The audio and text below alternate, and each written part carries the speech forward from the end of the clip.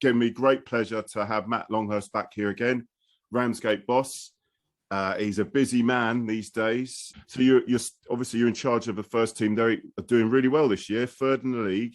As I looked, you still are you still in charge of the under-19s as well? Because I know Will Graham has parted ways with you. So the 18s. I won't really take. Well, we've got one game between now and January, so I've just said that because we've had a little bit of change. Like Will came in September, and then obviously is left. So because I know all the boys and stuff, we're actually promoting our under-16s coach Jimmy Egan that's worked for Dagenham. He's worked for Millwall. He's a strong coach. He works on our Monday nights. He will take it over, but I've kind of just overseen, or will be overseeing, the next couple of weeks with him, just to get a little bit of continuity and just make sure that we keep the group settled, really, because they're all first years, and there's been quite a little bit of upheaval with that group this year. So it was just a case of I've got enough to do with the community officer work, the apprentices, and we've just opened Winter Wonderland, or we will be, from the 19th, with an ice rink in the stadium and dodgems, fun fair rides. So I've got that project that I'm working on at the moment as well. So yeah, so that's a few hats you're wearing, mate. Quite a few, yeah. Change hats every couple of hours. From outside looking in, you're doing a grand job. I have to say, when Hastings come up to see your boys, I come up personally with the family for a few days. We had a fantastic time down there. The only thing that wasn't fantastic was the result for us. What was quite funny, actually, Matt, you might laugh at this. I think you went 2-0 up, and then it started pissing down with rain. I don't if you remember the game, because I do. They all melded into one. And all us fans were singing "It's Grim Up North." It was quite funny. I mean, it was quite funny. We did have some top banter with your fans as well. They're good lads. They're good lads, really. I mean, it was even though we lost to you, it was a bit of a shocker. But yeah, I mean, actually, let's go into that. Like, obviously, we spoke before the game. Yeah, the team's changed quite a bit since then. You obviously sussed us out. I mean, what was it about that team then that what you saw the weaknesses? How was your approach to that game? Other than when I brought a very weakened East Grinstead team down in a Velocity Cup one night, I've always had quite good results against Chris's teams. To be honest, he's got a way of playing.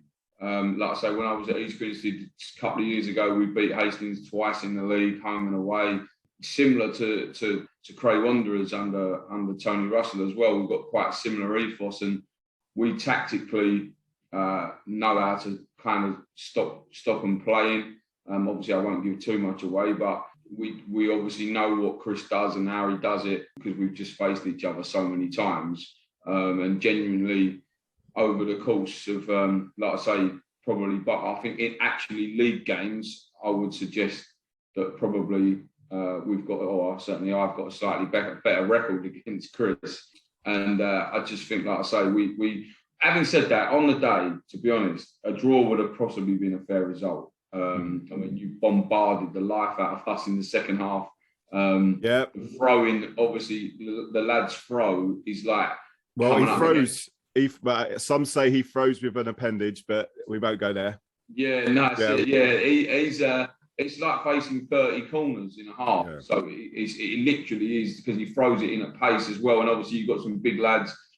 Both your goals came from knockdowns from set pieces on second phases of the play, which is a little bit disappointing from our point of view. But yeah, look, any result against you guys is a good result. I think if you can get a point, if you get 3 points, home and away, it's always tough. And I think that's credit to what Chris has done there. And even prior to that as well with Darren Hare, I don't think anyone's ever gone to Hastings and it's been easy. So I think, from our point of view, tactically, certainly first half, we came out of blocks. We knew exactly what to do. We got our goals. I thought first half, we were better than you in the first half. But I thought second half, it was an onslaught, and we dealt with everything that got thrown at us. Like I say, disappointing with the goal that we conceded. We were hanging on a little bit at the end, which you'd expect. Look, you know what I mean? You've got a group that's been together quite a long time. They've got that togetherness. They're not just going to throw the towel in, and we knew that would come in the second half. But like I say, fortunately enough for us, we managed to hang on, and obviously then there's been quite a bit of change since, particularly over your players. Blimey. Well, yeah, I mean, to be honest, when we played that second half, one of our best players in that second half was Lloyd Dawes, who when he is fit, he is quality. He is quality, but he is literally never fit for us. And so that second half, a lot of that came through him. I saw him at Worthing years ago. He's such a good player. In fact, if he hadn't got injured and he'd come with you lot, I think he would have gone higher and higher. But obviously, he just doesn't seem to ever play. So well, so he was injured from then. He literally hasn't played until the other day. So it's funny we're now talking again, because that's my memory of Ramsgate, is that. But just to say about Ramsgate, honestly, for anyone listening to this and Ramsgate fans that listen to this, like, we had a great time in Ramsgate with family. There's some great places to eat, lovely pubs. It's such a nice place. Like, I've got so much nice things to say about Ramsgate, other than the fact that we got turned over in the football.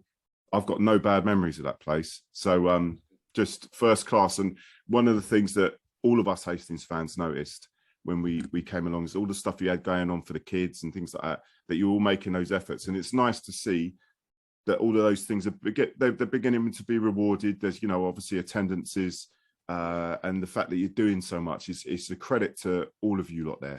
Just throwing that out. Yeah, no, definitely. There's a lot of hard work going on behind the scenes. So I always get his name wrong, but you've got like Joshua Ajaya, yeah, and he's banging those in. He's banging them in for you, yeah. But like, who's really been the surprise this season? Yeah, I mean, I know you're always kind of thereabouts, but you're doing really well. I mean, who is the surprise player, do you feel, in your side this year? If I'm honest, and it probably sounds a little bit cliche, I think the way that we've set we don't have the best players in this league. We don't. Like I say, I look at Sittingbourne's squad that we've got tomorrow. They've got a squad littered with literally half of them are superstars. With Achipong, they've just signed Flisher.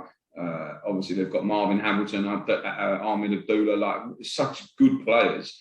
Obviously, Cray Valley last week, yourselves with the likes of Stone, and obviously Gary up until he's not playing at the minute. The fact that you've got Finn O'Mara, Ben Pope, like they're like top players at our level. And we've got players that are literally in their first season at this level. I think the way that the team's set up, and we are very much a team, I think the way that we set up with and without the ball is making all the players look good.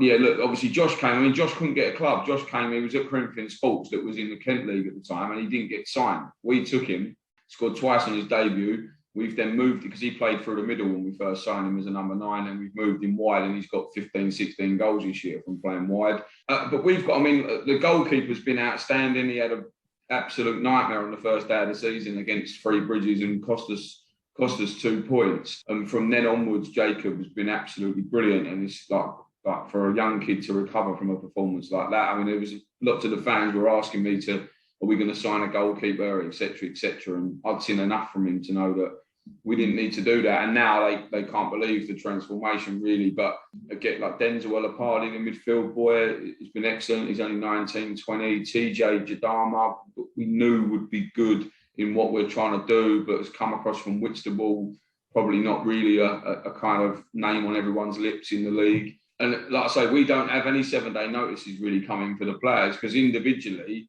they've just become a team. Like I say, Gerald, the right back's been outstanding. He was with you. Everyone knows who he is. But yeah, it's just like I say, the biggest signing that we've made out of everyone is Jamie Coyle. Like he on and off the pitch is the best player that I've ever signed, ever worked with.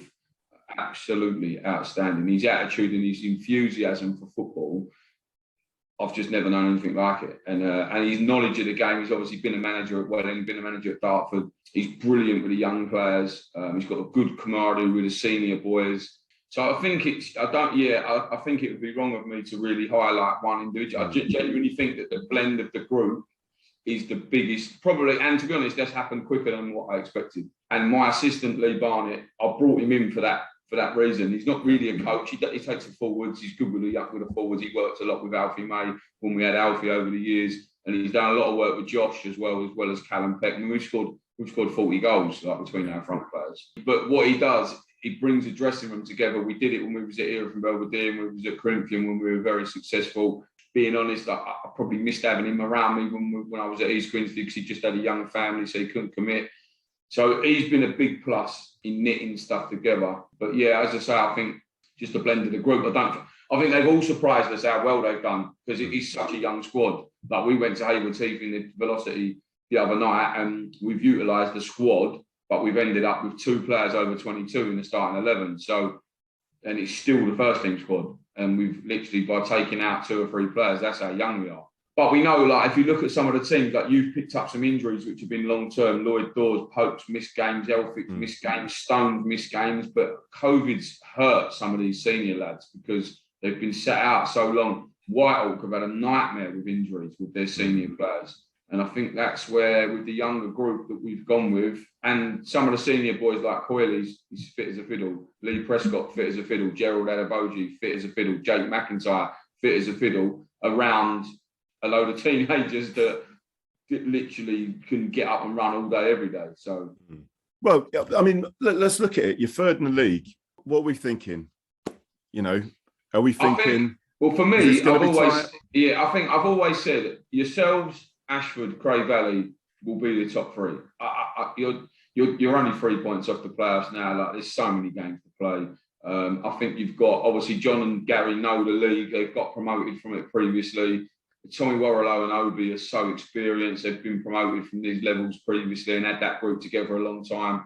Kevin Watson at Cray Valley's won promotion from the Kent League and then got to the final in the Vars and got a similar group. So I still think, if people look too far beyond you 3, guaranteed for those top 3 positions for me. And then I think then you've got to look at Herne Bay. Ben's got a very strong squad there. They're still adding to it as well. So I think they'll be in and around it. I don't see them losing often. We played them away from home and we had to literally run to get a result. Similar against yourselves, same against Whitehall.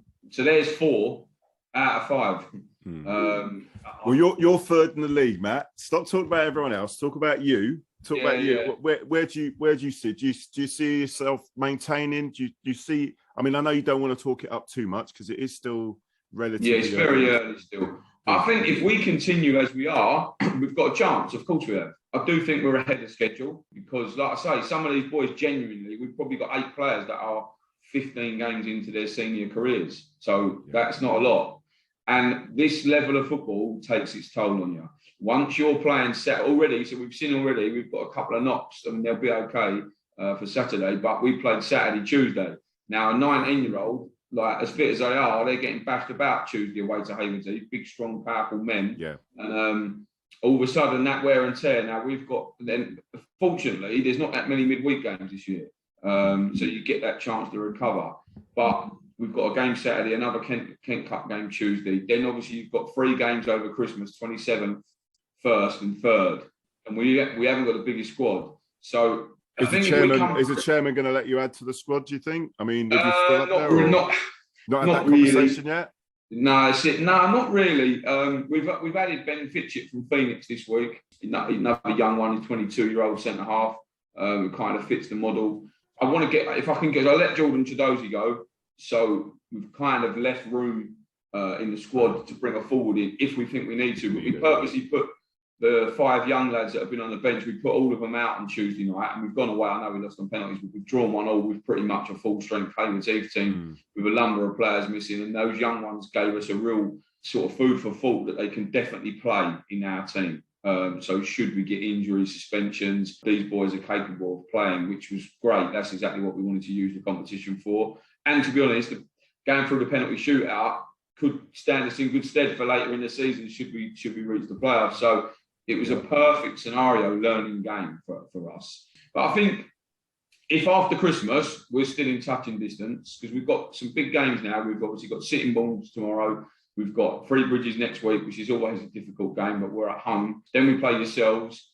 Then we've obviously got Hive, who have just obviously changed manager. Then we've got Whitstable away, local derby, which won't be a difficult place to go there. Pitch, I'm sure, will be difficult to play on in January. And obviously Keith's now turned that around a little bit there. They've got a couple of wins under. And then we've got Ashford on the 3rd. So if you're still top 6 after that period, then I think you go into the new year fully confident that you can stay in and around it. But things can change. Like I say, if Hayward's Heath keep winning, if you win your games, Herne Bay win their games, Ashford don't look like dropping any points at the moment.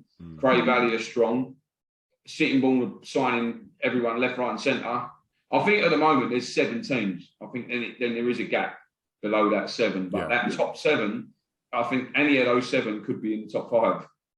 Yeah, I mean, it's going to be a tight one this year. It's not, you know, as you say, it only takes a few injuries. This period sorts out the men from the boys. I think the Christmas period will. Definitely, yeah. Like I say, I think all the team, and as well, obviously for us, like we've played yourselves after the 18th of December. We would have played you twice. We've played Hayward. We play Hayward Heath in January. We've already played Herne Bay. We've already played Whitehall, who I still think it's a tough game. So we've played VCD. So we've played quite a lot of the teams that are in and around us already. Like I say, we've got Sittingbourne tomorrow, so that's another one we would have ticked off. So, and obviously then it's starting to get to that period now where yourselves and Herne Bay and Hayward Heath are all starting to play each other. And obviously people have got to drop points. It's impossible not to. Yeah, I think, like I say, I think after Christmas, normally I think you can kind of see it earlier in the season, but this year, I think obviously like you had some injuries, then obviously the manager changes. Did you see that coming, Matt? I mean, yeah, you could be as honest as you like. I mean, if it was an open secret or what, I don't know. But like the managers in the league kind of know that. I Chris don't was think probably a bit I didn't know that Chris was going to go. Did it surprise me? No. Yeah. I've heard him on a number of occasions talk about not being there, and I think if you look at what he's gone to do now in Stevenage, it doesn't surprise me that Chris has gone down that route. It's obviously what he wants to do for a living. Yeah, I get similar to myself. He's in there running the whole club. He's doing the 18s. He's doing the 16s. He's looking after the youth. He's doing obviously the first team, etc., etc. And to implement what he does, it takes so much time, and it's hard to do it when your team's not full time. As close as you've got to that with a lot of the young players that were in every day, etc., he can get his ideas over. But I think the way that he works, the way that he coaches, it probably suits him to be in a professional environment. Yeah. And I think, like I say, I think it's good for him to be in that environment. I think it's a good thing. I think for him to go into non-league, I think it would have to now be a full timer like a Maidstone or a Dagenham or Dover, maybe even that. Like for him to be as the best version of himself, he needs to be in that full time environment because, like I say, and again, I know, like I say, people like Tony Russell, etc. There because they've got a certain way of playing. It takes so much longer to implement that when you're only Tuesday, Thursday. Then you've got your midweek fixes in the way. People have got stuck at work. Like cars are broken down, nan and grand. Like whereas when you're full time, all that's taken out of it. You see them every morning. You're on the training ground, and I think obviously for all of us, that's where, like I say, a lot of us that want to work this way. Obviously, that's where we all want to end up. In an ideal world, I think if you'd have got promoted to the Premier, as you should have done over the last couple of years, I think you'd have bordered on being full time. I think you, because of this fan base and the sponsorship, I think you could have got closer. And then I think then if he would have got that to that level, you could have then gone again. I really do think that. And I think it's a big shame that for the club that didn't really happen. But obviously it's just the way it is, isn't it? No one can. The whole country's had to make changes and adjustments to what they do. So it was a small part of that. But yeah, like I say, it was a surprise when he went, but it didn't surprise me that he did go. But particularly now the fact that he's gone into that other role. No, that's true. Yeah, I mean, don't get me wrong. No one at any Hastings fans. We wish the guy all the best. It's just obviously the timing was a bit unfortunate. Yeah. Well, talking to Hastings, when this podcast comes out, so when this video will be released, will be a couple of days before our game. So that's in about a week and a half, 2 weeks, isn't it? Yeah. So right. First of all, how do you think you're going to get on? Do you reckon you're turning us over at the pilot field? Or is it 10 men behind the ball? What's it going to be, Matt? Never be 10 men behind the ball. No. It's so hard because this level of football is very up and down. You can't call the results in this league. I'm not a gambler, but I'll tell you wouldn't want to gamble on our division. It's very difficult to predict the scores. And I think you could lose 2 games in a row and then you can get a reaction. You might win your next 2 and then take your foot off the gas. It's non-league football. So you're never going to get an easy game down at your place. I think the fan base is phenomenal. Obviously, you guys get right behind the team, so that does make it difficult. Sometimes I think like a little bit like Anfield, like you lot suck the ball in the goal. Not enough this year. Yeah, not enough this year, exactly. Matt. Bloody hell. Yeah, I mean, I think it was. I don't know obviously what happened, but I think it's like people like Lamray, like for me, like they're such a threat. Him not being there, I'll look at that and think that's a touch. And I know the other lad, Cisse, is a similar type player. I've seen him play at Three Bridges. He's got phenomenal pace. Yeah, Lamray was. I know he was carrying a bit of a knock when we got him, and he just it weren't. It weren't clicking. It weren't clicking. And then I thought, and I'm just a fan, Matt. So what do I know? But like I thought, the last few games he was really coming back into his own, and then obviously he's, moved on. So I mean, good luck. Well, there you go. Lanray's available. Get it down. Yeah, no, exactly. Yeah. No, I think, like I say, for me, we obviously it's different now as well because Gary's in charge, not Chris. So it's a different manager, different way of doing things. Yeah. Obviously, we'll obviously make sure that we have you watched leading up to the game, so we know what to expect. I've come up against Gary and John when they was at Worthing and I was at East Grinstead, and they absolutely obliterated us at the time. So look, I know I'll say things will change. It might change slightly. Obviously, they'll still have a similar work ethic. And obviously, you've got the lad with the long throw, which is hard to deal with. Ollie Black. Yeah, exactly. Yeah. So I think. Yeah, look, we'll come down there to try and win the game. Like I've never once gone into any game of football and not tried to win ever, and we'll do exactly the same. I think we've got players in our team. We're the joint top scorers in the division, so we know we can score goals. Last week in the wind and the rain, we should have scored a couple more against Cray Valley. Really, we were disappointed not to beat Cray Valley. We were the better team, but I think we lacked a little bit of belief as a group because we're not used to being in these positions. Like I say, these kids we've got, They if I mentioned half your players, they don't know who they are, which sometimes is a good thing because there's no fear. Like I say, when we say they're going to go and play against Craig Stone and Finn O'Mara, Josh Ajayi don't have a clue who that is. So yeah, we're going to all the games like that. But again, we lost 4 games in a row, and that's where we're young. So we lost 1, we lost 2 all of a sudden.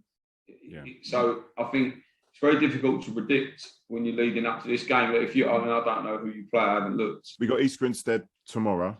What are we today? Yeah, tomorrow. Yeah, tomorrow. And then Herne Bay. I think we got Herne Bay. Yeah, Herne Bay. Well, Herne Bay will be a tough game. Herne Bay, Herne Bay, one of the best teams we've played. So yeah, like I say, we'll 100% we'll come down there and attack. It'll be a cracking game. Yeah, it will be a good game. And to be honest, this is where, like, for me, obviously, I've been at East Grinstead for 4 or 5 years, fighting relegation, finding it difficult, and obviously now being at the other end of the table and playing against. Like, we're going into games where our fans now are expecting us to win. So we've spun that around.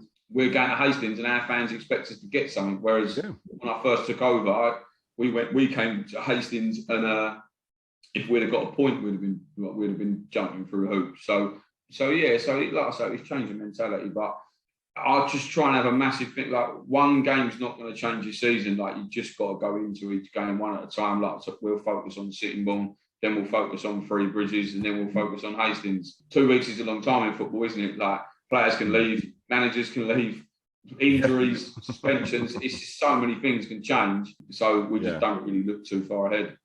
Well, I'm very much looking forward to the game. Again, I've already said how much I love Ramsgate. A great time there. We bloody lost the game. I'm sorry to disappoint you, Matt.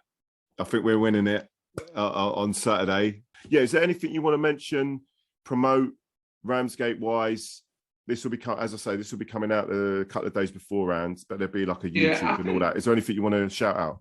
I think the big thing that we've obviously got going on, football aside, and we've tried to, like yourselves, you tried to engage with the community, and we've massively done that this year. Like I say, we had last Saturday, we had 703 people watching in the pouring wind and rain. So it shows a level of engagement. And the Winter Wonderland that we're going to open is just something that there's nothing like it in the area. Like I say, we've got the fun fair, we've got Santa's Grotto, we've got an indoor cinema, we've got the ice skating. Yeah, all the bars are open. We've got live bands playing in a marquee that's all lit.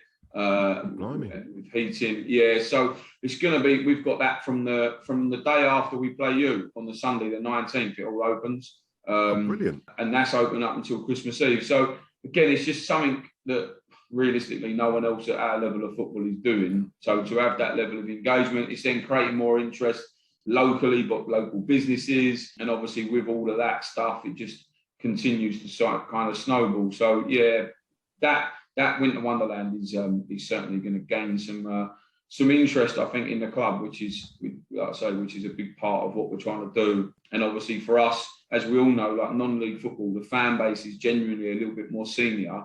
And I think that's what we've really tried to do, is engage in this younger generation of supporters. And we've got players now that come off the pitch that kids want their boots and sign autographs, and that's fantastic. Like we've now started to get, which you do have, is we've started to get that on the pitch, off the pitch connection. Like the fans are really connecting with the team. And that's when I came here. That's what when I met with the Supporters Association, that's one of the things they wanted, is a continuation in terms of the players, so they knew them, and then a real connection with those players. And I think, like I say, I think we've got that now, and that's where you can then take it to another level. Like I say, when you score a goal, you see the fans, your players are in with the fans celebrating, and it means something to the players, and it means something to the supporters. And once you get that connection, then it's hard. Like I say, we come to you, you know you're up against that. If you score, the whole place lifts. And it's hard. Having said that, if we can keep you quiet and we score, then it's a hard place for your players to play. And we know that, but that's good. That's what football's about. Listen, Matt, thank you very much for your time. Good luck for your season. Obviously, not good luck on Saturday, when this comes out, on Saturday. Sorry, we want the 3 points, please. But again, running a really tight outfit there. Very impressed from afar. Well, you know, my wife's already like, I want to go next season. You know, she's not interested in football, but she had such a great time at Ramsgate. But that means that both of us need to go up. We do. Yeah. Perfect. Exactly that. That'd be perfect. Yeah. Anyway, listen, take care, and see you at the game, fella. Take care. No worries, mate. Thank you. Yeah, mate. Bye. Cheers.